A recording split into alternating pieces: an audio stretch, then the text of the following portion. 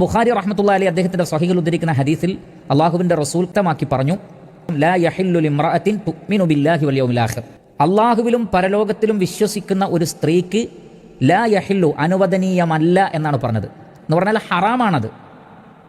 അള്ളാഹുവിലും പരലോകത്തിലും അവർ വിശ്വസിക്കുന്നുണ്ടെങ്കിൽ അത് അവരുടെ ഈമാനിനെ ഓർമ്മപ്പെടുത്തുകയാണ്. നിങ്ങൾ യഥാർത്ഥ മുഅ്മിനുകളാണെങ്കിൽ നിങ്ങൾ ഒരിക്കലും അങ്ങനെ ചെയ്യരുത്. സ്ത്രീകളെ അൻ തുസാഫിറ മസീറത്ത യൗമിൻ വലൈല ലൈസ മഅഹാ ഹുർമത്തുൻ, മഹ്റമില്ലാതെ ഒരു രാത്രിയും പകലും നീണ്ടു നിൽക്കുന്ന യാത്ര എന്ന് പറഞ്ഞാൽ അത്രയും ദൂരം എന്നാണ് പറഞ്ഞത്. അക്കാലഘട്ടത്തിൽ നബി സല്ലല്ലാഹു അലൈഹി വസല്ലം പറഞ്ഞ ആ ദൂരം ഏകദേശം ഉലമാക്കൾ പറഞ്ഞത് 80, 83, 85 കിലോമീറ്റർ പരിധിയാണ്. അതിൽ കൂടുതലുള്ള ഒരു യാത്ര മഹ്റമില്ലാതെ ഒരു സ്ത്രീ ഒരിക്കലും ചെയ്യാൻ പാടില്ലാത്തതാണ്. അതുകൊണ്ട് തന്നെ ഇക്കാര്യത്തിൽ പല ആളുകളും അലംഭാവം കാണിക്കുന്നുണ്ട്. മാത്രമല്ല അവരുടെ കൂടെ മഹ്റമുകളില്ലാന്ന് മാത്രമല്ല, അന്യപുരുഷന്മാർ കൂടെ ഉൾപ്പെടുന്ന യാത്രകളിലാണ് അവർ പോകുന്നത്.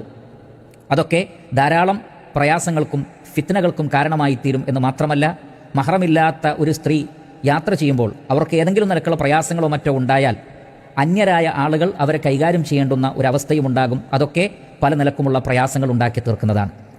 അപ്പോൾ ചില ആളുകൾ അതിന് ന്യായം പറയാറുള്ളത് സുരക്ഷിതമായ സംഘത്തിൻ്റെ കൂടെയാണെങ്കിൽ, അതല്ലെങ്കിൽ സുരക്ഷിതരായ കുറച്ച് സ്ത്രീകളുടെ കൂടെയാണെങ്കിൽ അതിനൊന്നും കുഴപ്പമില്ല എന്നൊക്കെ ചില ആളുകൾ ന്യായീകരണങ്ങൾ പറയാൻ ശ്രമിക്കാറുണ്ട്. പണ്ഡിതന്മാർ അതിന് വ്യക്തമായ മറുപടി നൽകിയിട്ടുണ്ട്. നബി സല്ലല്ലാഹു അലൈഹി വസല്ലമ ഒരു സ്ത്രീ മഹ്റമില്ലാതെ യാത്ര ചെയ്യാൻ പാടില്ല എന്ന് പറഞ്ഞപ്പോൾ ഒരു വ്യക്തി ഉടനെ തന്നെ പറഞ്ഞു, ഫഖാല റജുലുൻ യാ റസൂലല്ലാഹ്, അള്ളാഹുവിൻ്റെ റസൂലെ, ഞാൻ ഇന്ന സൈന്യത്തിൻ്റെ കൂടെ യുദ്ധത്തിന് വേണ്ടി ജിഹാദിന് വേണ്ടി പുറപ്പെടാൻ വേണ്ടി പേര് നൽകിയിട്ടുണ്ട്. വമ്രഅതി തുരീദുൽ ഹജ്ജ്, എൻ്റെ ഭാര്യയാകട്ടെ ഹജ്ജ് ഉദ്ദേശിക്കുന്നുണ്ട്. മറ്റൊരു റിവായത്തിലുള്ളത് ഞാൻ യുദ്ധത്തിന് പേര് നൽകിയിട്ടുണ്ട്, എൻ്റെ ഭാര്യ ഹജ്ജിന് വേണ്ടി ഒരു ടീമിൻ്റെ കൂടെ പുറപ്പെട്ടിട്ടുണ്ട് എന്നാണ്.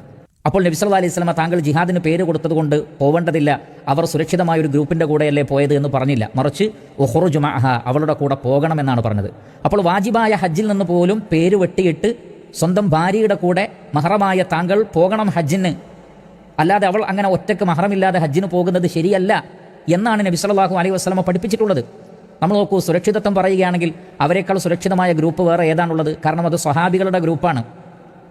ഈ സ്ത്രീ സ്വഹാബ വനിതയാണ്. അവർ പോകുന്ന സംഘം സ്വഹാബികളുടെ സംഘമാണ്. അവർ എത്രമാത്രം അള്ളാഹുവിനെ ഭയപ്പെടുന്നവരാണ്. പ്രത്യേകിച്ചും ഹജ്ജിൻ്റെ യാത്രയിൽ ഇഹ്റാമിലായിരിക്കെ എത്രമാത്രം സുരക്ഷിതമായ അവസ്ഥയിലാണ്. എന്നിട്ട് പോലും നബി സല്ലല്ലാഹു അലൈഹി വസല്ലമ അത് സമ്മതിച്ചിട്ടില്ല. അതുകൊണ്ട് മഹ്റമുകളില്ലാതെ ഹജ്ജിനും ഉംറക്കും യാത്ര ചെയ്യാൻ സ്ത്രീകൾക്ക് പാടില്ലാത്തതാണ്. അതാണ് പണ്ഡിത അഭിപ്രായങ്ങളിൽ ഏറ്റവും ശരിയായിട്ടുള്ളത് എന്ന് നമ്മൾ മനസ്സിലാക്കണം. ഈ വിഷയത്തിൽ ഒരിക്കലും അലംഭാവം സ്ത്രീകളും അവരുടെ ഉത്തരവാദിത്തപ്പെട്ടവരും അല്ലാത്തവരും കാണിക്കുവാൻ പാടില്ലാത്തതാണ്.